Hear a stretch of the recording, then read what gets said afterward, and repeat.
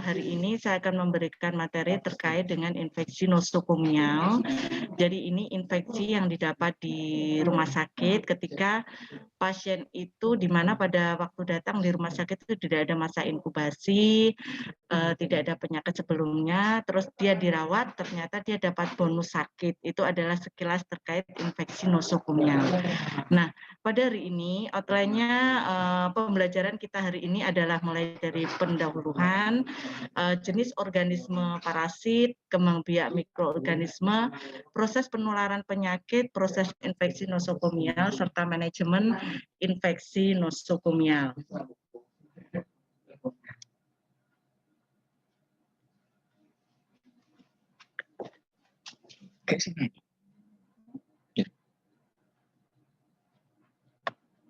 Langsung gini, ya. Tujuan dari pembelajaran kita hari ini yang pertama yaitu dapat menjelaskan jenis organisme parasit, yang kedua dapat menjelaskan kembang biak dari mikroorganisme, dapat menjelaskan proses penularan penyakit, menjelaskan proses infeksi nosokomial, dan menjelaskan bagaimana sih manajemen dari infeksi nosokomial. Nah, infeksi nosokomial merupakan masalah kesehatan yang sangat penting ya, perlu diketahui karena infeksi nosokomial ini bisa meningkatkan angka kesakitan dan kematian. Jadi apabila terjadi infeksi maka bisa saja ini pasien yang baik-baik saja menjadi perawatannya lama sehingga kosnya meningkat dan bahkan bisa terjadi kematian. Infeksi nosokomial juga dapat menangkan lama perawatan, jelas ya, karena dia nggak sembuh-sembuh malah dapat bonus penyakit sehingga menyebabkan lama perawatan. Juga bisa menyebabkan meningkatnya biaya kesehatan, di mana kalau terjadi lama perawatan otomatis akan meningkatkan biaya kesehatan. Ya. Selanjutnya, infeksi nosokomial ini juga merupakan komplikasi tersering pasien yang dirawat di rumah sakit ya. Jadi contoh dia terpasang infus ternyata dia plebitis. Kalau plebitisnya itu ringan-ringan saja sih oke, tetapi bagaimana kalau dia sampai berat sampai dengan ke derajat 3 bahkan bisa terjadi sepsis. Nah, itu juga akan meningkatkan lama rawat, meningkatkan biaya perawatan, apalagi kalau sampai terjadi dilakukan debridement ya. Nah, apalagi dengan perawatan ternyata dia nggak malah sembuh tapi terjadi sepsis bisa meningkatkan kematian.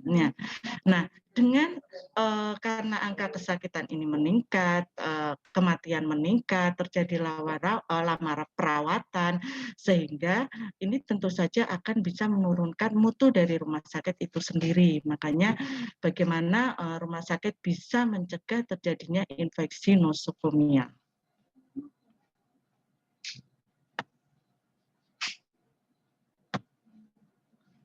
Nah, ini adalah jenis organisme penyebab infeksi ya, ada bakteri, virus, parasit, dan fungi.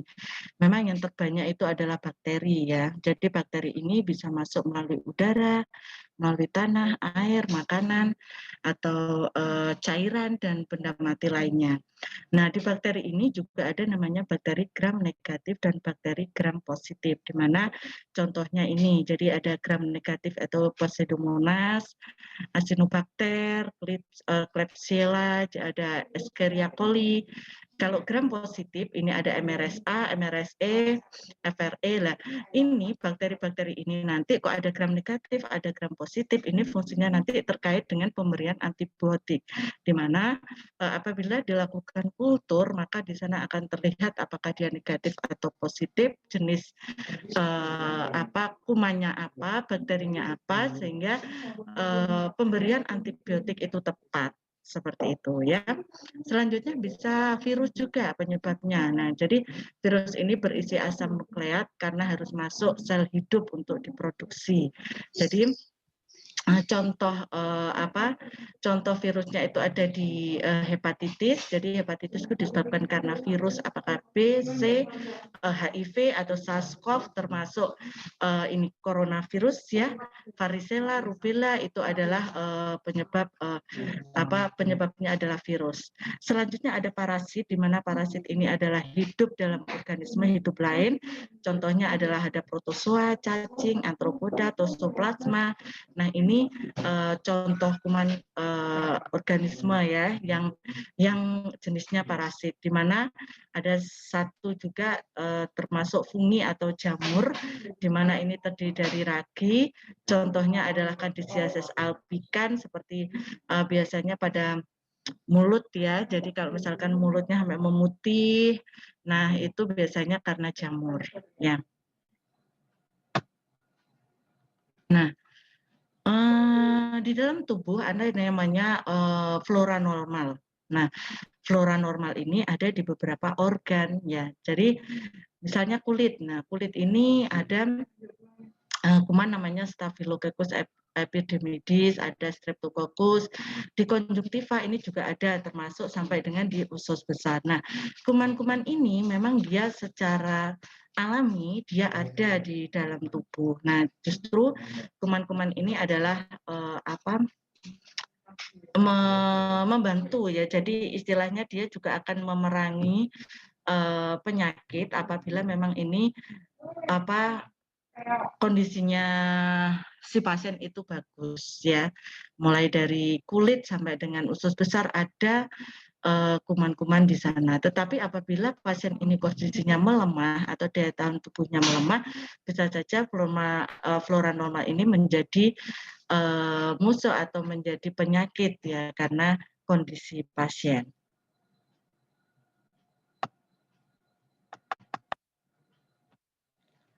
Nah, ini adalah kembang biak dari mikroorganisme, ada yang namanya seksual dan aseksual, di mana seksual itu kuman mengadakan pembiakan melalui jenis kelamin ya, antara jantan dan betina. Contoh kumannya adalah ada jamur, parasit, bakteri, itu adalah jenis kuman yang memang dia kembang biaknya secara seksual. Sedangkan aseksual itu tidak melalui alat kelamin, bisa melalui dengan pembelahan. Contohnya ada parasit, jantan dan betina terdapat pada satu individu, karena memang tidak ada melalui alat kelamin ya. Terus ternyata jenis bakteri juga ada yang melalui pembelahan, termasuk virus juga, di mana virus ini memperbanyak diri di dalam sel inang sehingga memerlukan sel hidup. Jadi kalau misalkan virus itu berada di benda mati, lama-kelamaan dia akan mati. Tetapi apabila virus ini masuk di benda sel hidup, maka dia akan semakin banyak ya. Contohnya ya seperti ini yang coronavirus ini ya. Jadi kalau dia misalkan berobat itu jatuh, terus dia di benda meja atau di benda mati, maka dengan sendirinya dia akan mati dalam waktu minimal kalau di kertas itu bisa sampai 3 hari. Dibiarkan saja dia akan mati. Tetapi bagaimana kalau virus ini masuk di sel hidup seperti masuk di manusia sepertinya. Nah, jadi itu akan istilah banyak sehingga bisa menimbulkan penyakit. Selanjutnya jamur seksual, di mana dia terjadi pembelahan sel dan terjadi pembentukan spora. Nah, kita masuk ke proses penularan penyakit ya. Jadi setelah kita tahu apa sih agen penyebabnya tadi, terus cara kembang biaknya bagaimana, kita masuk ke proses penularan penyakit. Nah, kita harus tahu dulu apa sih konsep dasar dari infeksi. Jadi infeksi adalah proses invasif oleh mikroorganisme dan berproliferasi di dalam tubuh yang menyebabkan sakit. Ini menurut Potter and Perry tahun 2005.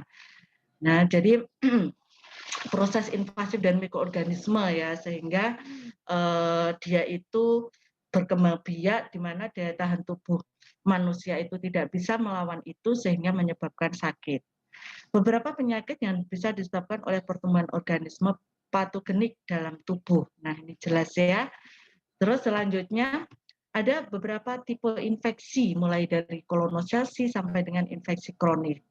Jadi kolonisasi itu adalah suatu proses di mana benih mikroorganisme menjadi flora yang menetap atau residen, tumbuh dan berkembang biak, tetapi tidak menimbulkan penyakit. Infeksi terjadi ketika mikroorganisme yang menetap sukses menginvasi atau menyerang bagian tubuh manusia yang sistem pertahanannya tidak efektif dan patogen sehingga menyebabkan kerusakan jaringan. Jadi kolonisasi ini sebetulnya dia baik-baik saja ya karena dia flora normal. Tetapi apabila si pasien atau manusia itu terjadi penurunan daya tahan, daya tubuh maksudnya, maka kolonisasi ini akan menyebabkan sakit, ya akan merusak jaringan sehingga menyebabkan penyakit. Ada yang namanya infeksi lokal, yaitu spesifik dan terbatas pada tubuh di mana mikroorganisme tinggal. Jadi dia hanya lokal, hanya daerah itu saja yang terjadi infeksi. Selalu ada namanya infeksi sistemik, di mana terjadi bila mikroorganisme menyebar ke bagian tubuh yang lain dan menimbulkan kerusakan. Nah, ini lebih luas lagi, di mana dia mulai dari lokal sehingga mikroorganisme ini menyebar dan menyerang ke bagian tubuh yang lain. Ada namanya bakterimia, yaitu terjadi ketika di dalam darah ditemukan adanya bakteri. Jadi contoh ini misalkan kasus infeksi nosokomial yang terjadi pada itu plebitis misalkan ya. Nah, maka kita lakukan kultur bisa pada darahnya dan di sana ternyata dari hasil kultur ditemukan bakteri. Nah, itu bisa saja bisa dinamakan karena bakterimia. Ada septikimia, yaitu multiplikasi bakteri dalam darah sebagai hasil dari infeksi sistemik. Jadi ini lebih istilahnya lebih menaik lagi dari bakterimia terjadi septikimia. Nah, jadi biasanya kalau sudah terjadi ini tuh pasiennya sudah panas terus ya. Jadi angka kematiannya tinggi kalau sudah terjadi ini ya. Selanjutnya ada infeksi akut, itu adalah infeksi yang muncul dalam waktu singkat. Dan infeksi kronik, infeksi yang terjadi secara lambat dalam periode yang lama atau bisa dalam hitungan bulan atau bahkan tahun. Jadi ini dia kadang biasanya itu infeksi terus ada gejalanya menurun tapi dia akan timbul lagi tapi sebetulnya dia belum selesai infeksinya. Seperti itu. Nah, selanjutnya ini adalah rantai penularan penyakitnya. Jadi kita harus tahu bagaimana sih penularan penyakit itu bisa terjadi. Dan di sini adalah tujuannya kita bisa tahu, kita bisa memutus mata rantai ini sehingga infeksi nosokomial bisa dicegah. Nah, rantai penularan penyakit ini ada bagiannya seperti ini ya. Jadi ada agen penyebab, ada reservoir, tempat keluar, bagaimana cara penularannya, bagaimana tempat masuknya, dan ada penjamu yang rentan. Di mana agen penyebab infeksi itu ya tadi, mulai dari mikroorganisme ya, apakah itu bakteri, jamur, virus, rickettsia, atau parasit, ini adalah termasuk penyebab atau agen penyebab infeksi. Nah, agen ini masuk ke reservoir. Apa itu reservoir? Jadi reservoir ini tempat masuknya bisa manusia, bisa air, bisa larutan, bisa obat, bisa peralatan. Loh, kok bisa air? Kok bisa terjadi, bisa ada agen infeksi? Bisa. Jadi seperti yang tadi saya jelaskan di depan, jadi kalau contohnya virus, kalau dia itu di benda mati, dia lama-kelamaan akan mati. Tapi kalau di benda hidup, dia akan membelah diri dan memperbanyak diri. Nah, jelas kalau manusia dimasukin ini, dia bisa menyebarkan penyakit. Bagaimana dengan air, larutan, dan obat? Jadi air ini kalau dibiarkan ya, jadi dia tidak ada treatment, dibiarkan gitu kan bisa tumbuh kuman di sana, bisa ada agen penyebab infeksi di sana, termasuk larutan. Jadi misalkan larutan desinfektan pun, kalaupun dia tidak single use atau pergunaannya multi use atau berulang kali dipakai karena memang ada sisa seperti itu ya, tetapi tidak dilakukan treatment bagaimana sisa ini bisa aman untuk digunakan kembali. Misal setelah dipakai dibiarkan terbuka atau misalkan dia tercampur dengan penyimpanannya yang kurang tepat, maka agen penyebab infeksi ini bisa masuk ke larutan, termasuk obat. Misalkan obat itu kadaluarsa atau obat-obat yang digunakan multi use atau tidak sekali pakai dan penata laksanaannya, penyimpanannya itu kurang tepat sehingga agen penyebab infeksi bisa masuk di situ. Termasuk peralatan, di mana peralatan ini agen penyebab infeksi ini bisa menempel di peralatan, bisa ada di peralatan, tentunya juga lewat apakah itu lewat manusia, apakah itu lewat lingkungan terkenanya, tetapi tidak ada treatment, tidak ada bagaimana peralatan ini dibersihkan dengan baik, dijaga dengan baik, dibiarkan, nah maka agen penyebab infeksi akan menetap di sana. Nah, untuk agen penyebab infeksi setelah masuk di ini ternyata ada tempat keluarnya. Biasanya ini yang adanya memang di itu ya di benda hidup ya. Jadi misalkan di manusia bisa lewat saluran nafas, saluran cerna, saluran kemih ya. Jadi itu adalah tempat keluarnya dari agen penyebab.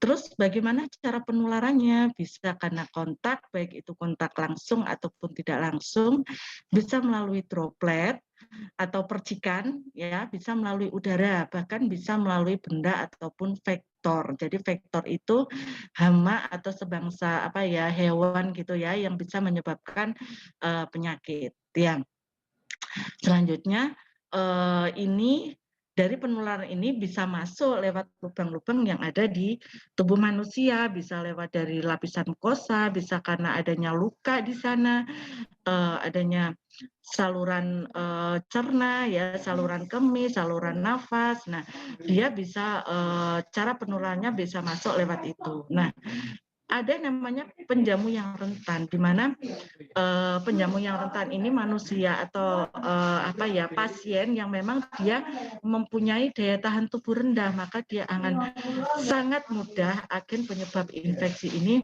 masuk ke dalam tubuh. Ya, selain imunokompromis atau daya tahan tubuh rendah, ada pasien dengan pasca bedah. Itu jadi hati-hati, pasien pasca bedah itu bisa rentan terkena infeksi ya, luka bakar jelas ya. Jadi luka bakar ini kalau ada pasien luka bakar biasanya kita isolasi, di mana isolasi ini ruangannya harus bersih ya, sebisa mungkin single room atau sendiri, dan di mana dibatasi pengunjung kalaupun harus ada pengunjung, karena pasien dengan luka bakar ini kan dia langsung apa ya semuanya kulit atasnya itu epidermisnya terbuka, apalagi kalau sampai ke tulang ya, ke otot. Nah, itu malah apa infeksi bisa sangat mudah masuk.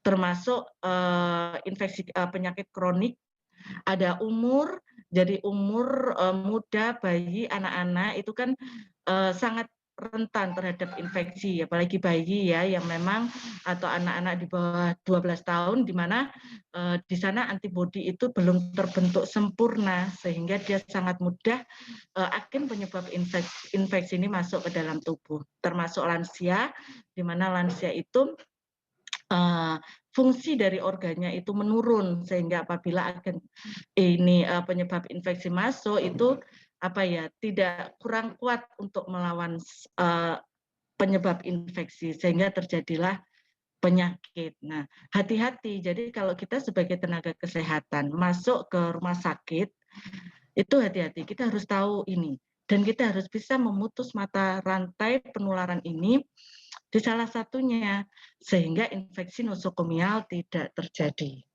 Ya.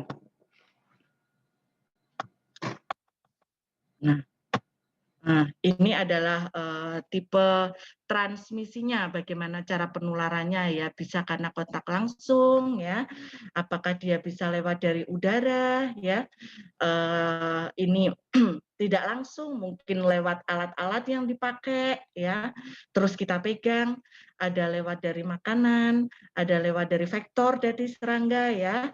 Ini.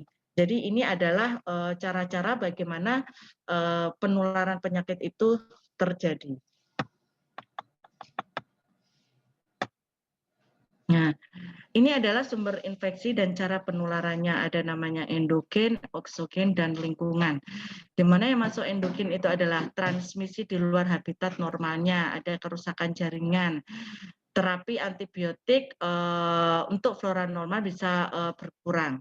Sedangkan untuk eksogen bisa karena kontak langsung antar pasien melalui udara, petugas kesehatan, dan objek yang terkontaminasi. Bisa juga sumber infeksi itu didapat dari lingkungan, contohnya juga air, seperti tadi ya, ada larutan desinfektan. Jadi biasanya kalau larutan ini dibiarkan, di sana akan ini muncul pseudomonas ya, bisa dari alat-alat, makanan, udara, dan sebagainya. Nah, ini adalah proses infeksi nosokomial. Jadi infeksi yang terjadi pada pasien perawat inap di rumah sakit yang tidak terdapat waktu masuk dan tidak dalam pada masa inkubasi. Jadi pasien ini pada awal masuk, dia itu contoh kasus dia hanya GE atau dia BAB cair gitu aja ya. Nah, karena manajemen atau apa ya, penata laksanaan di rumah sakit itu kurang tepat, kurang memperhatikan terkait prinsip-prinsip PPI, sehingga pasien ini pokoknya asal masuk, asal dapat ruangan, oke, kan tidak harus seperti itu. Jadi bagaimana pasien-pasien ini dilakukan pemilahan, dilakukan cohorting ya, misalkan kalau sebisa mungkin dia single room, tapi kalau tidak bisa kan dilakukan cohorting, bagaimana pasien ini ditempatkan pada kasus yang sama atau setidaknya pada penularan penyakit yang sama dalam satu ruang apabila pasien ini tidak ditempatkan di single room atau bahkan biasanya kalau dia kelas 2, kelas 3 gitu kan ada beberapa pasien dalam satu ruangan, maka setidaknya pemilahan pasien terkait dengan transmisinya itu harus diperhatikan agar tidak terjadi infeksi nosokomial. Jadi di mana pasien ini datang itu tidak ada sakit batuk misalkan, tetapi pada saat dia masuk di rumah sakit, dia bersebelahan dengan orang istilahnya batuk ya, apakah dia itu ISPA atau pneumonia misalkan. Nah, orang yang datangnya BAB cair saja akhirnya dapat bonus, ada pneumonia di sana sehingga menyebabkan lama perawatan, menyebabkan banyaknya biaya yang dikeluarkan dan bahkan bisa terjadi kematian. Ya. Jadi infeksi nosokomial, infeksi yang didapat ketika pasien dirawat di rumah sakit, ya. Saat mulai dirawat tidak ada tanda klinis. Saat mulai dirawat tidak dalam masa inkubasi. Dan tanda klinis ini untuk tanda infeksi nosokomial ya yang tidak berhubungan dengan penyakitnya itu timbul sekurang-kurangnya 3 kali 24 jam perawatan. Nah, ini biasanya terjadi. Jadi dia awalnya biasa-biasa saja, setelah 3 hari MRS ternyata muncul tanda-tanda infeksi seperti panas ya. Jadi panas, nggak turun-turun. Nah, itu hati-hati ya dilihat.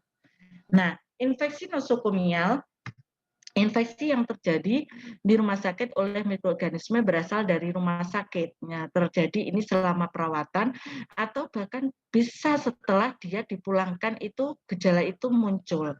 Jadi dia itu selama dirawat muncul agen penyebab infeksi itu masuk ke tubuh pasien, tetapi pasien ini mungkin daya tahan tubuhnya bagus sehingga dia dipulangkan dan pada saat dia sampai rumah, nah itu baru muncul gejalanya ya. Salah satunya contoh yang paling bisa dilihat itu misalkan terjadi infeksi daerah operasi. Jadi dia setelah dioperasi kan sudah dilakukan treatment di rumah sakit sedemikian hingga pulang tuh bagus ya, pulang bagus. Nah, tapi mungkin karena edukasi, perawatan luka yang salah ya, nutrisi yang kurang, nah terjadi infeksi di sana sehingga pasien ini harus dengan terpaksa dilakukan reopen atau dilakukan operasi ulang. Nah, kalau misalkan dia hasilnya bagus-bagus saja sih, alhamdulillah. Tapi bagaimana kalau ternyata setelah dilakukan operasi ulang ini kok malah tidak sembuh bahkan terjadi sepsis? Nah, bisa hati-hati itu ya, bisa terjadi kematian. Ya. Nah, infeksi nosokomial ini dapat juga terjadi pada pasien, petugas, ataupun pengunjung. Jadi tidak hanya pasien saja yang terjadi, yang bisa terjadi infeksi nosokomial, ternyata petugas juga, karena petugas mungkin dia tertular dari pasien ataupun bahkan pengunjung, di mana pengunjung ini dia pada saat contoh anak-anak. Jadi ya kenapa makanya di rumah sakit itu anak sehat di bawah 12 tahun tuh tidak boleh masuk, karena yaitu anak ini kan antibodinya belum terbentuk sempurna sehingga agen penyebab infeksi dengan mudah masuk ke tubuh anak. Dia datang ke rumah sakit baik-baik saja, setelah pulang sehari 2 hari timbullah tanda-tanda infeksi. Nah, ini hati-hati ya. Penyakit infeksi yang sedang dalam masa inkubasi saat pasien masuk rumah sakit bukan infeksi nosokomial. Jadi hati-hati. Apabila pasien ini saat masuk di rumah sakit ternyata dia sudah dalam keadaan infeksi sebelumnya dan sudah dalam masa inkubasi, maka ini bukan termasuk infeksi nosokomial. Seperti itu ya.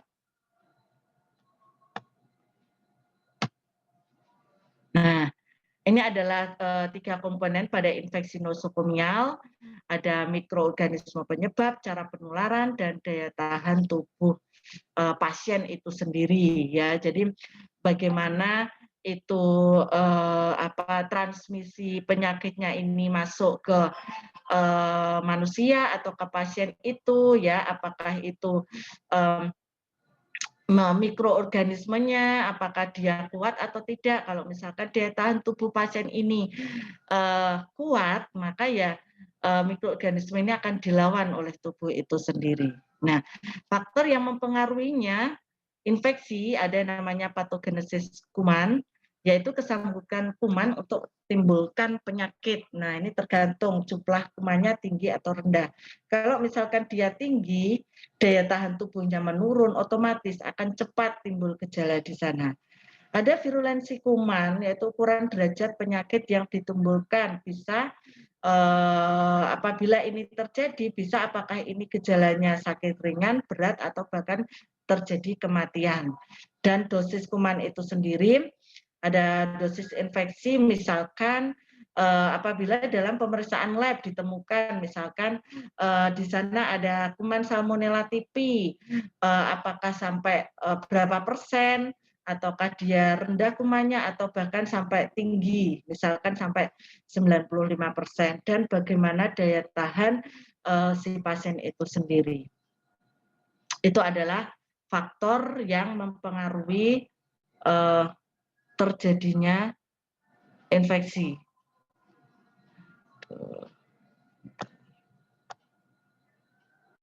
Nah,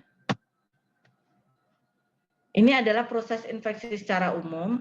Ada namanya periode inkubasi, tahap prodromal, sakit, dan tahap pemulihan. Jadi inkubasi itu interval antara masuknya patogen ke dalam tubuh sampai timbul gejala pertama. Itu adalah namanya masa inkubasi. Jadi interval antara masuknya patogen ke dalam tubuh sampai timbul gejala pertama itu namanya masa periode inkubasi. Ada yang namanya tahap prodromal, yaitu interval dari pertama tanda gejala non-spesifik sampai gejala spesifik. Jadi setelah tadi itu timbul gejala, terus gejala pertama, nah gejala ini berlanjut. Apakah gejala ini non-spesifik sampai gejala yang spesifik? Nah itu namanya tahap prodromal. Pada masa ini kuman tumbuh dan berkembang biak dan pasien mampu menyebarkan penyakit. Jadi hati-hati pada tahap ini. Jadi pasien kalau ini kumannya itu memang dia menular, maka pada periode ini pasien itu akan menyebarkan penyakit. Ya. Nah, ada yang namanya tahap sakit setelahnya itu pasien memanifestasikan tanda dan gejala yang spesifik terhadap jenis infeksi. Nah, ya jadi kita lihat bagaimana respon dari pasien itu setelah ada tanda. Terus setelah itu ada tahap pemulihan, di mana ini adalah interval saat munculnya gejala akut infeksi. Itu adalah proses secara umum ya.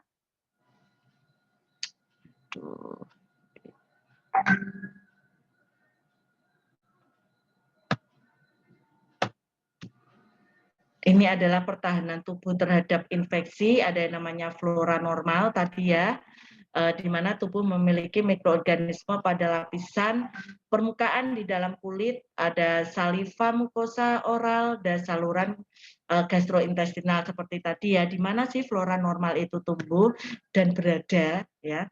Jadi flora normal ini tidak menyebabkan sakit, justru berperan dalam memelihara kesehatan ya. Tapi balik lagi kalau misalkan daya tahan tubuh ini menurun, maka flora normal ini bahkan bisa menjadi sakit ya. Flora normal ini bersaing dengan mikroorganisme penyebab infeksi untuk mendapatkan makanan. Nah, jadi apabila ini dia daya tahan tubuhnya rendah, flora normal ini butuh makan, ada agen penyebab infeksi ini juga butuh makan. Lah istilahnya dia bersaing untuk mendapatkan makanan di situ ya. Kalau misalkan flora normal yang kalah, maka ya akan timbul gejala infeksi itu, gejala sakit ya. Jadi flora normal dalam jumlah banyak justru akan mempertahankan.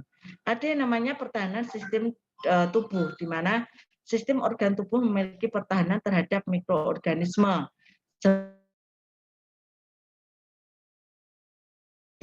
disesuaikan dengan struktur dan fungsinya. Jadi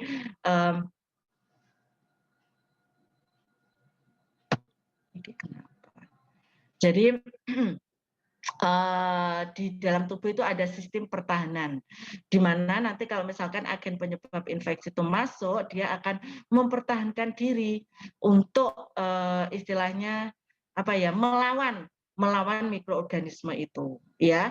Dan ini disesuaikan pertahanan ini memiliki mekanisme pertahanan secara fisiologis disesuaikan dengan struktur dan fungsi organnya itu sendiri. Ada yang namanya inflamasi itu atau lebih sering dikenal dengan peradangan itu ya. Jadi dia merupakan reaksi protektif vaskuler. Proses ini menetralisasi dan mengeliminasi patogen dengan cara perbaikan jaringan tubuh. Jadi ini merupakan reaksi protektif vaskuler, makanya terjadi peradangan ini, dan dia menetralisasi dan mengeliminasi patogen. Jadi patogen itu dinetralkan dan dieliminasi, tetapi ada efek yang ditimbulkan. Nah, terjadi inflamasi ya. Nah, ini adalah tanda infeksi. Ada rubor, kolor, dolor, tumor, dan fungsiolisa. Rubor, apa itu rubor? Jadi kemerahan merupakan hal pertama yang terlihat pada daerah peradangan. Ini namanya rubor, ini salah satu tanda infeksi ya. Ada namanya kolor, kolor itu panas ya. Jadi terjadi bersamaan dengan kemarahan dari reaksi peradangan akut. Jadi disebabkan oleh sirkulasi darah yang meningkat. Ya, terus dolor ini rasa sakit, jadi sakit di sana. Jadi ada kemerahan ya, ada rasa sakit di sana ya. Itu disebabkan karena tekanan yang meningkat karena pembengkakan jaringan yang meradang, ada tumor atau bengkak di sana ya, pembengkakan sebagian disebabkan karena hiperemi dan ada penurunan fungsi. Ya, jadi fungsi yang menghilang yang disebabkan karena terganggunya fungsi jaringan. Jadi contoh misalkan terjadi Yang paling mudah memang terlihat itu terjadi infeksi plebitis misalkan ya, atau aliran darah primer misalkan ya. Nah, di sana itu ada kemerahan. Jadi sekitar area infus itu terdapat tanda kemerahan. Nah, itu namanya rubor. Ya. Terus kadang pasiennya itu panas, jadi dia demam di sana. Ya, suhunya lebih dari atau lebih dari sama dengan 38 derajat Celcius. Yang sebelumnya dia tidak pernah panas. Ya, ternyata panas. Setelah dilihat, oh infusnya plebitis gitu ya. Terus ada sakit. Jadi misalkan area sekitar infus itu ditekan, dia akan jingkat ya, akan kesakitan. Dan ada bengkak di sana. Ya, jadi biasanya selain kemerahan, dia juga ada bengkak di sana. Dan tentunya karena terjadi tanda infeksi, terjadi fungsi, penurunan fungsi. Jadi misalkan dia bisa bergerak normal, tangannya seperti itu ya. Jadi karena adanya ini, dia sakit, jadi menurun, digerakkan sakit ya. Sehingga terjadi penurunan fungsi. Nah, setelah kita tahu bagaimana sih infeksi nosokomial itu terjadi, maka kita harus tahu bagaimana manajemen infeksi nosokomial itu sendiri. Jadi infeksi nosokomial yang harus dilakukan manajemennya adalah kita harus melakukan kewaspadaan isolasi. Ya, jadi kewaspadaan isolasi ini nanti ada 2 lapis. Jadi istilah universal precaution. Nah, apakah nanti ini lapis pertama kewaspadaan standar ataupun kewaspadaan transmisi, di mana kewaspadaan isolasi ini bertujuan untuk memutus mata rantai infeksi. Jadi tadi kita tahu bagaimana mata rantai penularan infeksi itu diputus dengan kita melakukan kewaspadaan isolasi. Ya. Jadi mata rantai infeksi ini bisa apakah itu dari pasien ke pasien, dari pasien ke pasien atau dari pasien itu sendiri, bisa juga karena pasien ke petugas atau sebaliknya, atau pasien ke lingkungan atau sebaliknya, atau bahkan petugas atau pengunjung dengan lingkungan. Nah, ini nanti kita harus putus salah satunya dengan melakukan kewaspadaan isolasi. Apa itu? Nah, ini yang termasuk di kewaspadaan isolasi ya. Jadi kewaspadaan isolasi itu ada 2 lapis ya. Ada namanya kewaspadaan standar, ada namanya kewaspadaan transmisi. Di mana kewaspadaan standar ini ada 11. Nah, ini dilakukan tidak melihat apakah pasien itu menular atau tidak. Maka kita harus melakukan ini.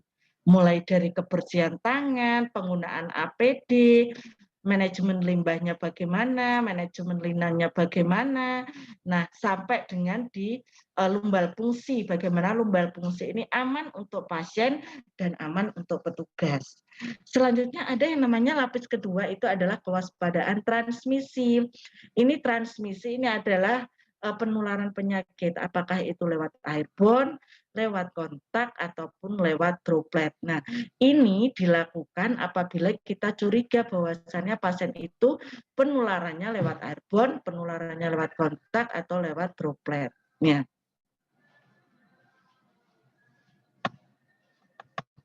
Ini untuk lebih jelasnya, jadi kewaspadaan standar, ada kebersihan tangan, jadi ini ada 11 ya.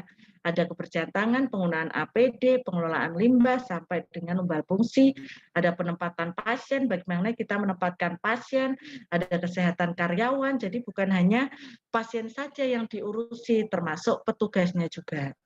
Ya, kita jelaskan satu-satu.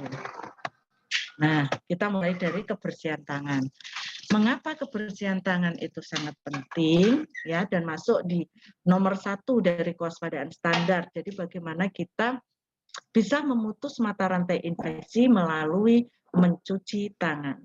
Ya, tangan merupakan media transmisi kuman patogen tersering di rumah sakit ya tanpa kita sadari. Jadi penularan penyakit dari pasien ke pasien itu bisa melalui tangan petugasnya. Kalau misalkan petugasnya nanti tidak cuci tangan, maka bisa ini kuman yang ada di pasien A karena tidak cuci tangan dipegang oleh petugas. Setelah itu petugas megang pasien B tanpa cuci tangan, maka kuman yang ada di pasien A otomatis akan dipindahkan atau ditularkan ke pasien B. Seperti itu ya. Nah, kegagalan kebersihan tangan bisa menyebabkan multiresisten, bahkan bisa terjadi wabah. Jadi kalau misalkan contohnya seperti ini. Jadi kayak seperti tadi yang saya jelaskan, jadi pasien A, petugas tidak cuci tangan, lalu ke pasien B, maka kuman dari pasien A bisa menular ke pasien B. Nah, bagaimana kalau ini pasiennya sampai dengan Z, misalkan seperti itu, maka kuman dari pasien A, B, C, D, E sampai Z itu akan ditularkan ke pasien Z. Nah, pasien Z ini nanti dia akan menyebabkan multiresisten atau bahkan sampai pasien D misalkan ya, karena sudah empat pasien yang ditularkan lewat tangan. Nah, pasien D ini akan menjadi multiresisten seperti itu ya. Banyak kuman yang ada di sana. Nah, ternyata kebersihan tangan yang baik dan benar itu bisa menurunkan insiden HAIS atau infeksi nosokomial dengan cara melakukan mencuci tangan baik dan benar. Itu ya. Nah, ini kalau kita tahu dengan PPI, pencegahan dan pengendalian infeksi, di mana kebersihan tangan ini merupakan pilarnya PPI. Jadi pilarnya PPI itu adalah kebersihan tangan, di mana termasuk kebersihan tangan juga ini merupakan komponen sentral dari pasien safety. Jadi di mana kebersihan tangan ini harus bisa dilakukan oleh semua staf yang ada di fasilitas pelayanan kesehatan, mulai dari direktur sampai dengan CS atau bahkan sampai dengan level yang paling rendah, dia harus bisa melakukan kebersihan tangan dengan baik dan benar. Di mana kebersihan tangan ini adalah hal yang sangat sederhana, tetapi ternyata sangat efektif untuk mencegah HAIS atau Healthcare Associated Infection atau infeksi nosokomial. Di mana dengan kebersihan tangan kita bisa menciptakan lingkungan yang aman, memberikan pelayanan kesehatan yang aman, dan ini sesuai dengan undang-undang kesehatan ya, bahwasanya setiap penduduk berhak mendapat pelayanan kesehatan yang aman. Nah, salah satunya adalah dengan mencuci tangan baik dan benar. Ini adalah cara cuci tangannya. Bila tangan kotor bisa memakai sabun, tentunya dengan air mengalir, dan bila tak tampak kotor bisa dengan cairan berbasis alkohol. Nah, tanpa kita sadari ternyata banyak kuman di tangan itu ya. Walaupun tangan tampak bersih, ternyata setelah dilihat di mikroskop akan banyak kuman di sana. Makanya tetap lakukan cuci tangan.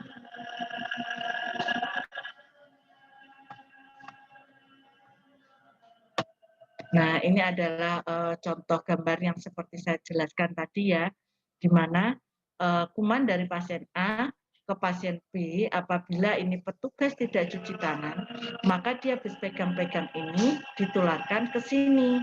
Nah, dari sini ditularkan lagi ke pasien selanjutnya. Nah, pasien selanjutnya terjadi banyak kuman sehingga terjadi multiresisten. Nah, ternyata di area sekitar pasien ini juga banyak kuman. Jadi kuman itu tidak hanya di pasien saja seperti tadi ya. Jadi ada yang di peralatan ya, yang di air lah. Ternyata area sekitar pasien itu juga bisa menimbulkan kuman. Apalagi kalau misalkan pasien ini ada di ruang ICU yang notabene banyak alat di sana. Hati-hati. Kalau treatmentnya, pengelolaannya kurang benar, maka kuman akan muncul di sana. Apalagi kalau petugasnya tidak mencuci tangan, hati-hati. Bisa terjadi infeksi nosokomial. Nanti ke kursor dulu.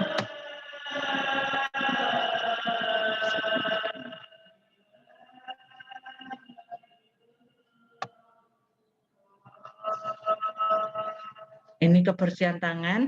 Jadi ada yang namanya memakai hand scrub dan memakai hand wash. ada 5 momen mencuci tangan. Ini harus hafal ya. Dan tidak hanya hafal saja, tetapi nanti kalau sudah di lapangan, ini harus benar-benar diaplikasikan. Bagaimana 5 momen mencuci tangan ini dilakukan, dan 5 momen mencuci tangan ini dilakukan di area pasien, tidak di luar area pasien. Jadi kalau misalkan kita masuk kamar, ya itu di kamarnya pasien itu. Kalau misalkan dia tidak single room atau ada beberapa pasien, biasanya kan ada privasi di sana. Ya, pokoknya yang area pasien ini berlaku 5 momen mencuci tangan. Tidak berlaku apabila dia mencuci tangannya di nurse station atau di selasar, itu tidak berlaku. Ya, karena kadang petugas itu sering, saya kan sudah cuci tangan, tapi sebelumnya di nurse station. Nah, itu salah. Karena apa? Nurse station dia buka pintu, pegang handle pintu maksudnya ya. Terus mau pegang pasien tanpa cuci tangan. Nah, kuman yang di handle pintu, kita tidak tahu handle pintu kan dipegang banyak orang. Nah, itu dipindahkan dari tangan petugas ke pasien kalau misalkan petugas tidak melakukan cuci tangan. Ini adalah mencuci tangannya bisa pakai hand scrub atau hand wash ya. Jadi kalau hand scrub waktunya adalah 20 sampai 30 detik, kalau hand wash 40 sampai 60 detik.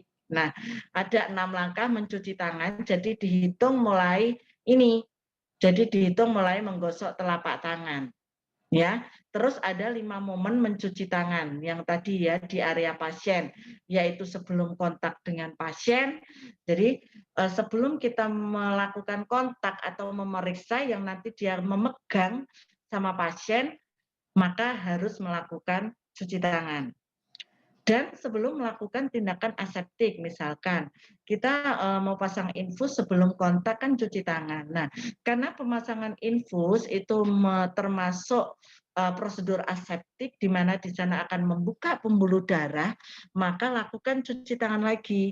Walaupun sudah melakukan cuci tangan yang momen pertama, tetapi pada saat kita mau melakukan tindakan aseptik atau membuka pembuluh darah, infus, injeksi, maka lakukan cuci tangan lagi. Itu adalah momen yang kedua. Selanjutnya momen yang ketiga dan yang keempat ini bisa dilakukan satu waktu. Jadi biasanya kalau kita melakukan tindakan aseptik berpotensial kita terpapar cairan tubuh. Maka setelahnya lakukan cuci tangan. Tetapi kalau nanti kita melakukan audit, dengan kita melakukan cuci tangan setelah terkena cairan tubuh, ini juga termasuk setelah kontak kita bisa masukkan di sana. Tetapi apabila kita tidak melakukan tindakan aseptik, maka tetap setelah kontak lakukan cuci tangan. Seperti itu ya. Terus ada namanya momen yang kelima setelah kontak dengan lingkungan sekitar pasien, di mana kalaupun kita ke pasien ternyata kita tidak kontak, kita tidak melakukan pemeriksaan, hanya edukasi saja misalkan, tetapi tanpa sengaja kita memegang lingkungan sekitar pasien, maka tetap lakukan cuci tangan ya. Karena ini adalah momen yang kelima. Nah, jadi diingat ya. Hand scrub itu berapa detik. Jadi kalau memakai cairan berbasis alkohol itu lebih cepat. Kenapa? Karena ini berbasis alkohol, di mana sifat alkohol itu mudah menguap. Kalau terlalu lama nanti menguap alkoholnya tinggal airnya saja, sehingga tidak efektif membunuh kuman. Seperti itu ya. Karena ini lebih lama, jadi 2 kalinya. Jadi mulai dari menggosok telapak tangan, ya, menggosok punggung tangan kanan dan kiri, ya, menggosok sela-sela jari, tangan saling mengunci, ya, terus menggosok ibu jari dari arah dalam keluar, ya, terus menggosok ujung jari dan ujung kuku, ya, diputar searah ibu jari, gitu ya. Ini kalau memakai hand wash berarti dilakukan pembilasan. Nah, pada saat pembilasan lakukan gerakan yang sama. Makanya kalau hand wash itu kan 2 kalinya hand scrub. Tapi kalau hand scrub cukup sekali. Ya, itu.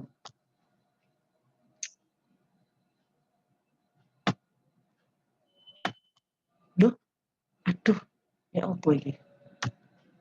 Nah, ini kok bisa?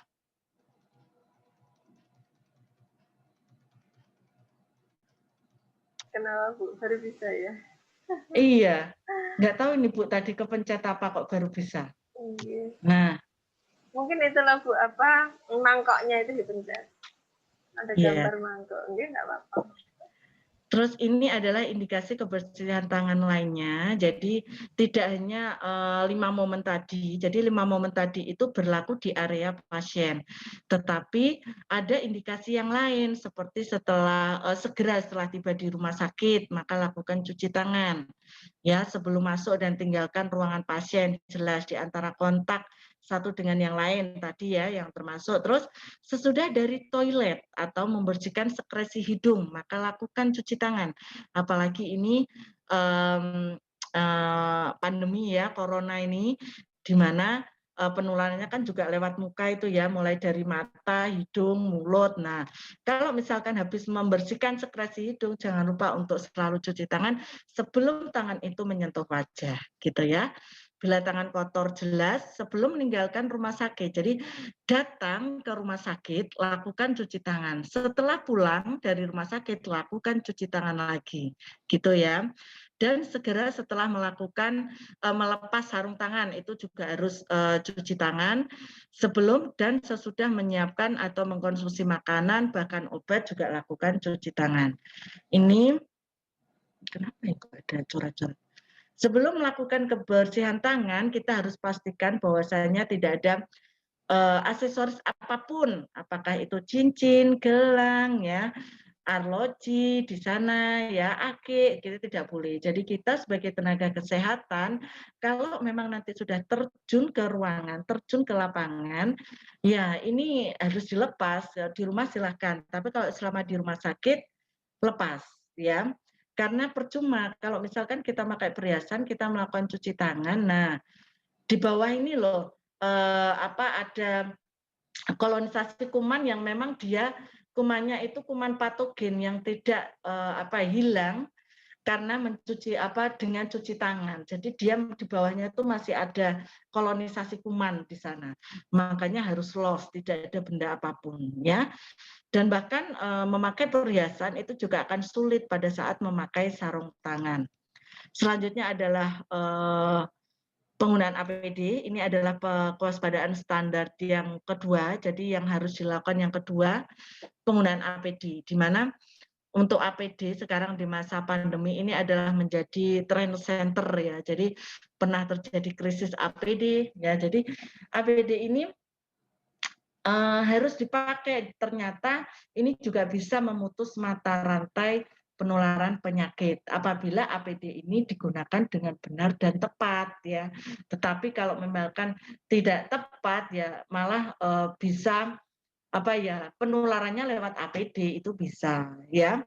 Jadi APD itu bisa digunakan sesuai indikasi, sesuai penularan penyakit ya.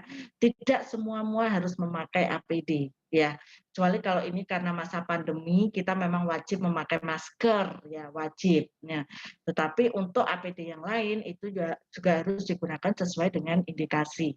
Nah, segera dilepas jika sudah selesai tindakan. Jadi jangan memakai APD kecuali masker ya pada saat ini ke mana-mana.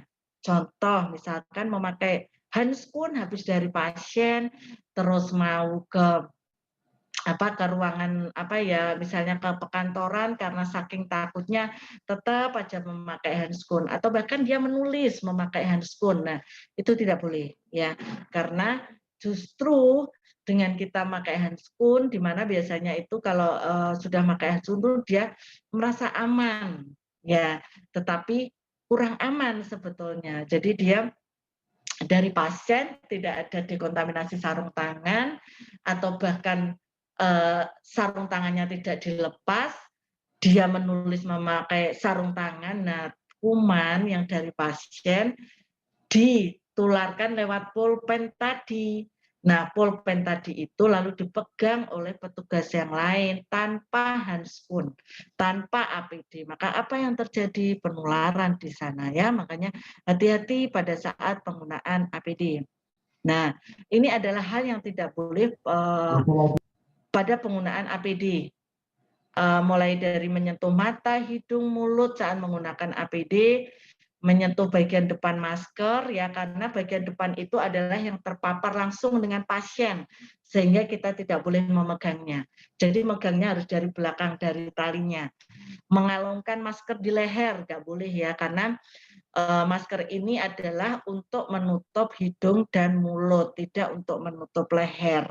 Apalagi masker ini dibuat turun naik, maka akan kumannya menyebar kemana-mana ya. Maksudnya turun naik itu dari hidung ke mulut diturunkan ke dagu, turunkan ke leher ya, balik lagi dipakai lagi hidung mulut. Nah itu akan kuman malah menyebar kemana-mana ya. Menggantung APD di ruangan kemudian menggunakan kembali ini juga nggak boleh. Jadi kalau memang sudah tidak dipakai segera ditaruh di tempat yang kotor, ya tidak digantung karena ini APD ini sudah dari pasien. Kalau misalkan dari pasien digantung di nurse station tempatnya, nah malah akan mengkontaminasi sekitarnya. Jadi hati-hati. Kalau mau sudah dipakai, langsung ditaruh di tempat linen kotor. Menggunakan APD keluar dari area keperawatan, jadi nggak boleh. Jadi APD itu hanya digunakan pada saat kita ada tindakan ya, memang kita perlu ada indikasi, kalau tidak ada indikasi lepas ya. Membuang APD di lantai ini juga nggak boleh karena kita akan mengotori, mengkontaminasi lingkungan sekitar, itu nggak boleh ya. Baik bersih dan kotor itu tidak boleh berada di lantai. Makanya nanti pada saat pelepasan APD, APD itu mau dipakai kembali, bagaimana pengelolaannya itu harus benar ya.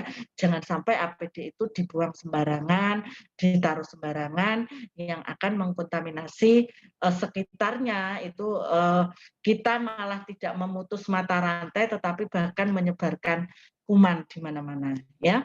Menggunakan sarung tangan berlapis saat bertugas apabila tidak dibutuhkan ya. Jadi ini selain meningkatkan kos juga istilahnya membazir gitu ya. Jadi gunakanlah sesuai indikasi ya. Menggunakan sarung tangan terus-menerus tanpa indikasi itu juga nggak boleh ya. Malah justru ini kita bisa menyebarkan penyakit. Jadi memakai sarung tangan kemana-mana tidak cuci tangan ya, ini malah berbahaya ya. Menggunakan sarung tangan saat menulis, memegang rekam medis, memegang handle pintu, memegang HP itu juga nggak boleh. Karena kita tahu ya, contohnya handle pintu saja itu banyak orang yang memegang di sana ya. Kita memakai sarung tangan, pegang, ternyata setelah itu kita tidak cuci tangan, maka kuman yang ada di handle bisa ditularkan lewat sarung tangan itu ya.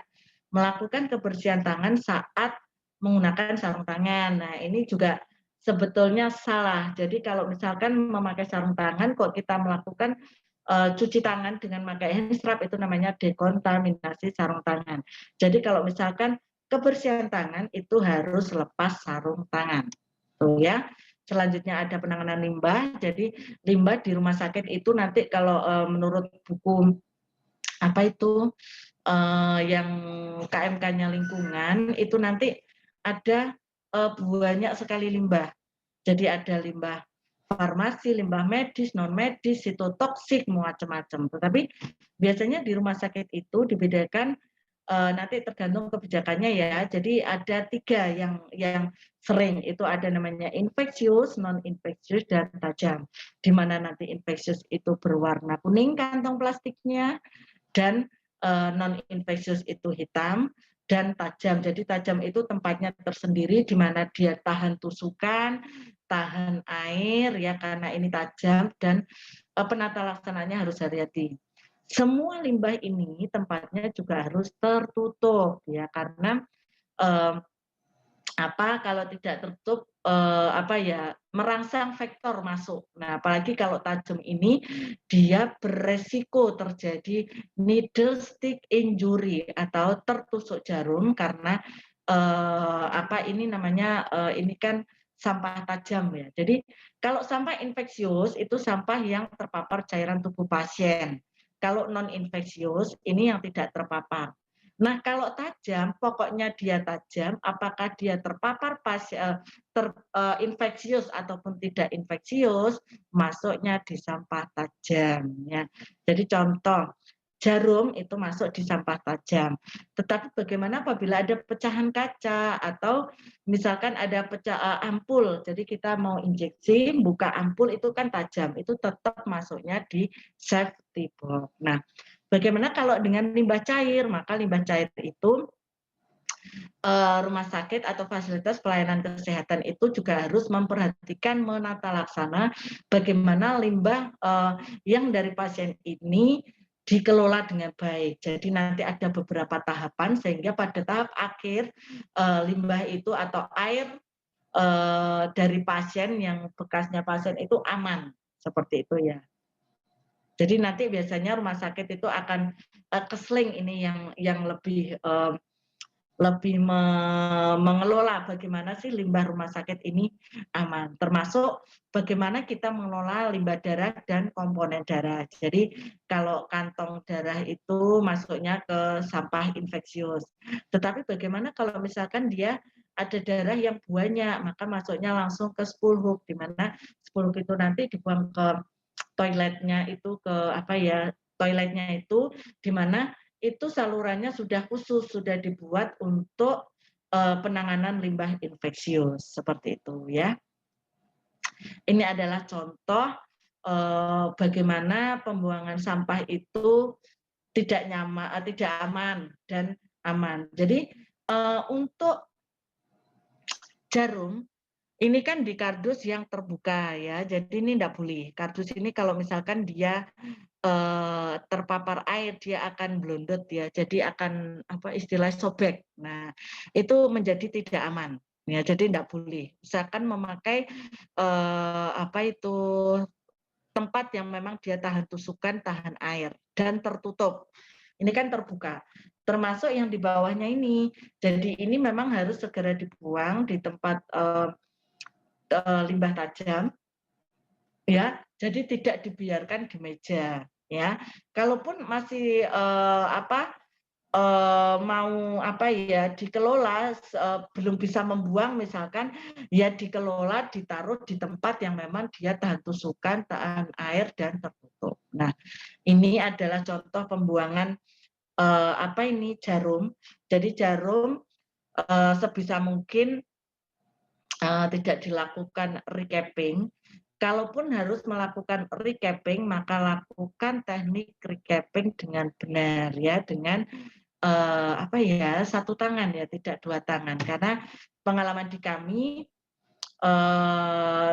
dengan teknik recapping yang salah itu terjadi needle stick injury seperti itu ya.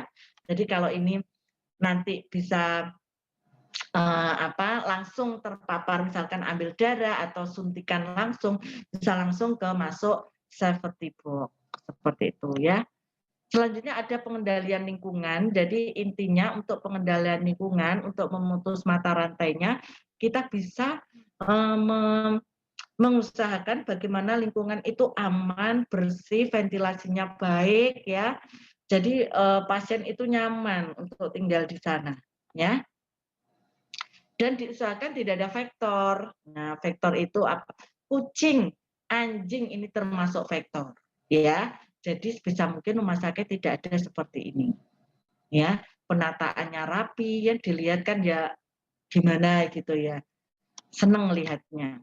Terus selanjutnya adalah dengan peralatan pasien. Jadi bagaimana kita bisa melakukan manajemen peralatan pasien yang setelah pakai. Nah, ini kita harus tahu bagaimana jenis-jenis peralatan yang ada di pasien. Apakah dia termasuk non-kritikal, semi-kritikal, ataupun kritikal. Kalau non-kritikal itu peralatan yang hanya di permukaan tubuh pasien. Nah, bagaimana pembersihannya, bagaimana desinfeksinya, kita harus tahu dan kita harus bisa membedakan. Ya, jadi kalau non-kritikal itu cukup dibersihkan, ya dilakukan desinfeksi, bisa dengan deterjen, bisa dengan alkohol, cukup diusap, dibersihkan gitu aja. Tetapi bagaimana dengan dia semi-kritikal, itu alat yang memang masuk ke dalam membran mukosa. Ya, ini bisa dilakukan dengan desinfeksi tingkat tinggi atau sterilisasi. Desinfeksi tingkat tinggi itu bisa di steam atau dikukus ya. dengan suhu tertentu, dan sterilisasi. Kalau untuk semi kritikal, sterilisasinya itu yang aman memakai suhu rendah. Karena kalau dia memakai suhu tinggi terrusak alatnya, ya. Selanjutnya ada peralatan kritikal, itu peralatan yang masuk ke dalam pembuluh darah atau jaringan steril, di mana ini alat-alat ini harus dilakukan dengan sterilisasi. Bagaimana caranya? Ini nanti di pelajaran selanjutnya, ya. Selanjutnya ada penanganan linen. Nah, bagaimana linen ini kita tata laksana agar bisa memutus mata rantainya? Nah, ini prinsipnya linen itu baik bersih atau kotor harus selalu tertutup. Nah, bagaimana ini linen ini penyimpanannya bagaimana? Jadi penyimpanannya itu harus di tempat yang tertutup juga, jangan terbuka ya. Kalau misalkan itu linen steril, misalkan untuk oka ya, itu kan linennya steril, maka penyimpanannya juga harus benar ya, ada pemantauan suhunya di sana, dibungkus dengan rapi ya, terus ada indikator sterilnya, ada tanggal kadaluarsanya, itu hati-hati ya, harus dipantau. Terus memisahkan troli linen bersih dan linen kotor, jelas tidak boleh dicampur ya.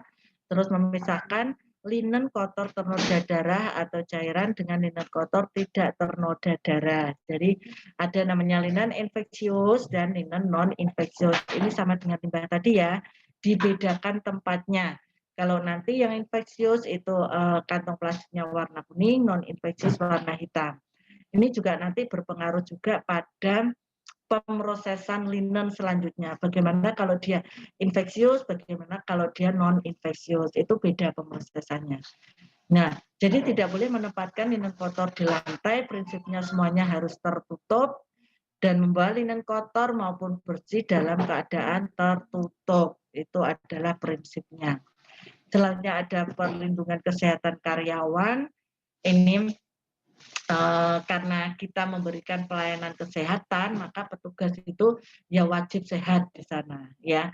Makanya tidak hanya pasien tapi petugas juga harus dipantau. Biasanya itu di rumah sakit ada program terkait kesehatan karyawan, mulai dari pemberian vaksin, pemeriksaan kesehatan berkala, pemeriksaan kesehatan pada ruangan-ruangan beresiko, misalkan radiologi ya, itu kan beresiko ya. Terus lab yang memang terpapar darah terus-menerus, nah itu juga dilakukan pemantauan ya. Memperlihatkan petugas itu selalu bersih dan rapi. Nah, itu ya. Terus selanjutnya ada penempatan pasien. Penempatan pasien ini kita harus tahu, harus bisa memilah bagaimana transmisinya, penularan pasien itu lewat apa, apakah kontak droplet ataupun airborne ya. Kalau memang dia menular sebisa mungkin dipisah atau diisolasi, bisa menggunakan single room.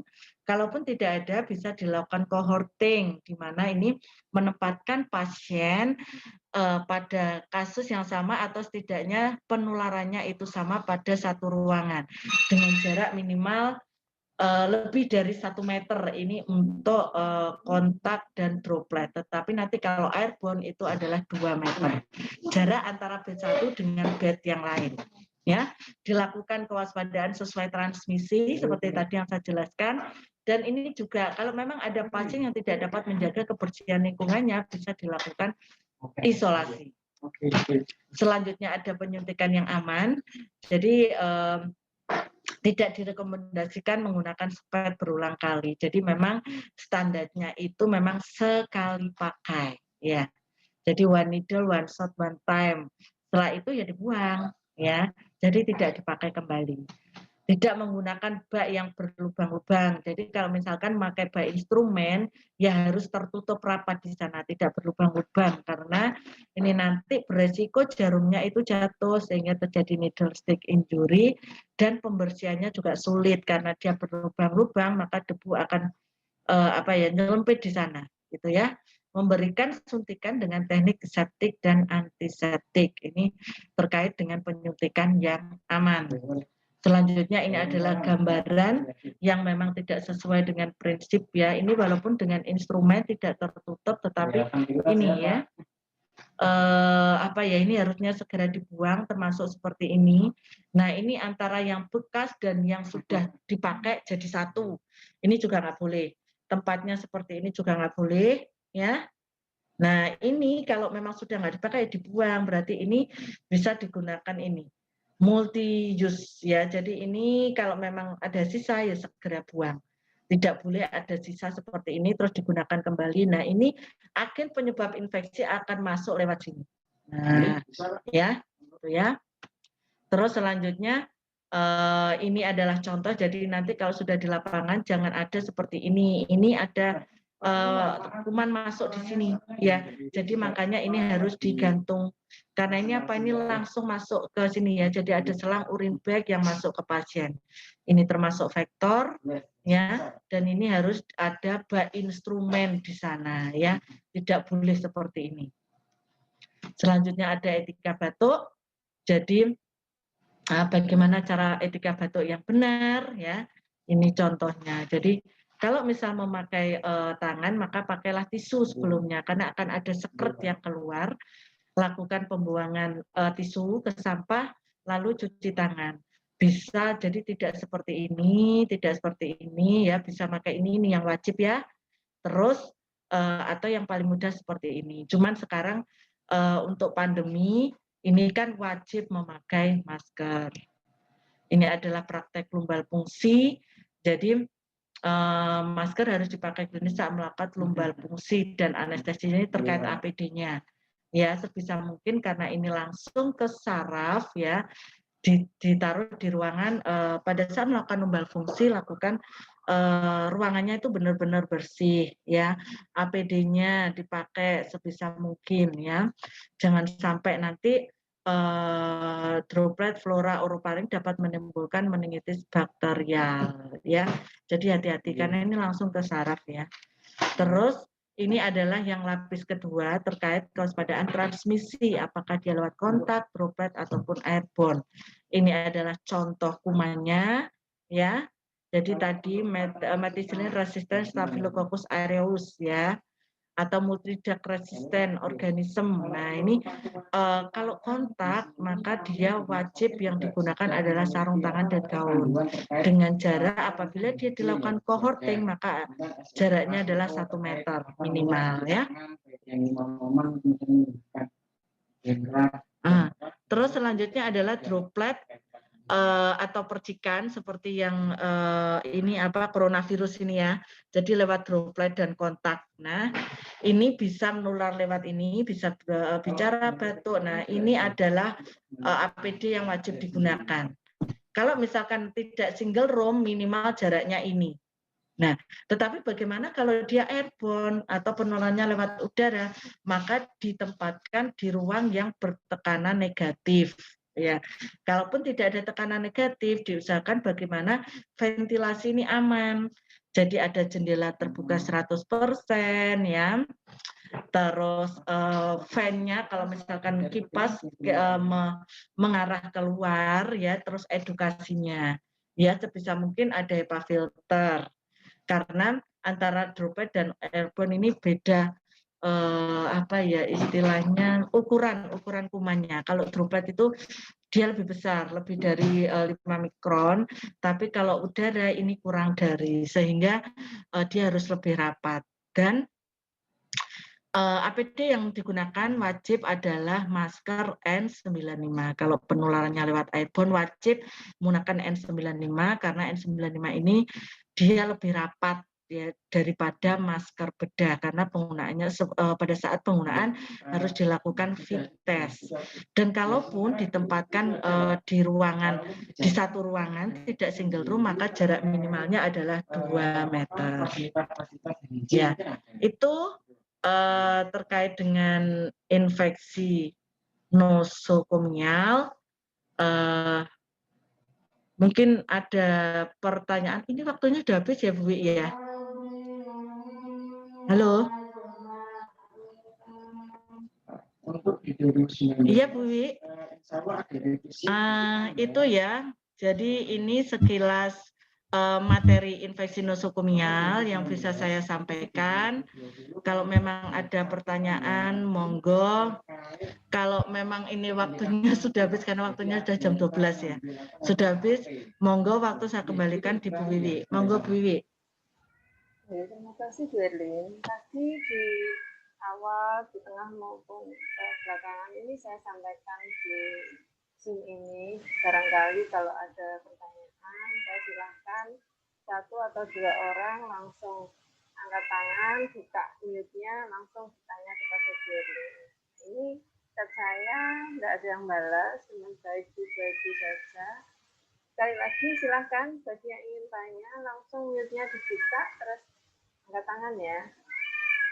Waktunya enggak apa-apa, Berlin, ditambah sedikit enggak apa-apa. Kebetulan kalau dosen luar memang kita fasilitasi sampai selesai. Silahkan mahasiswa sekalian. Jadi yang mau bertanya, buka mute-nya, langsung bersuara. Halo, JMK. Mungkin ada yang mau tanya?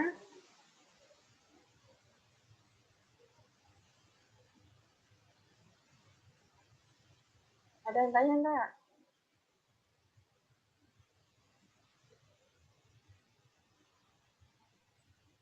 Tidak, Bu. Tidak ada yang tanya. Sudah bisa semua, paham semua. Hebat lah.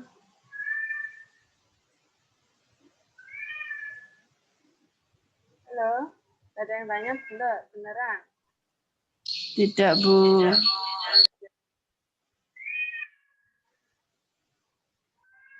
Berlin, ini sudah saya tanyakan kepada mahasiswa, tidak ada pertanyaan. Benar ya? Tidak ada pertanyaan.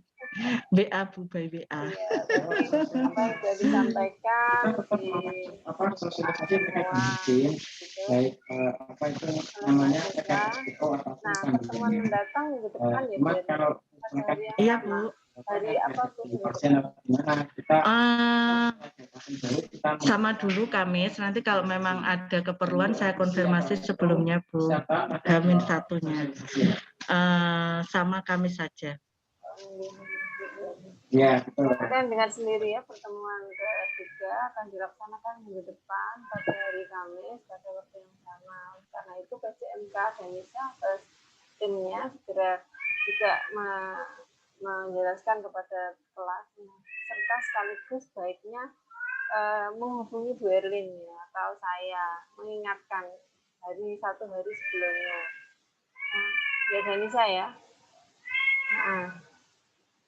Baik, kalau nggak ada, silahkan Anda juga isi daftar hadir. Ya. Setelah berakhirnya kuliah ini, daftar hadirnya juga nggak ada otomatis. Karena itu, bagi partisipan sekaligus yang mengikuti perkuliahan ini, silahkan isi daftar hadir. Setelah itu sudah nggak ada lagi daftar hadir. Demikian Berlin, apa yang sudah disampaikan oleh Berlin, ternyata tidak ada yang memberikan pertanyaan atau tanggapan. Saya kira cukup sampai di sini. Terima kasih Berlin ya atas materi yang sudah disampaikan kepada anak-anak kami. Iya, ya sama-sama Ibu. Saya tutup acara seminar, acara perkuliahan Zoom hari ini. Semoga bermanfaat, tetap jaga kesehatan, tetap lakukan protokol kesehatan, khususnya kalau Anda keluar rumah. Bila sakit, segera cari pertolongan. Terima kasih sekali lagi, saya ucapkan selamat siang untuk semuanya. Selamat siang Berlin. Siang. Saya live ya. Iya. Bisa live. Terima kasih Bu. Assalamualaikum warahmatullahi wabarakatuh. Waalaikumsalam warahmatullahi wabarakatuh. Izin live nggih Bu.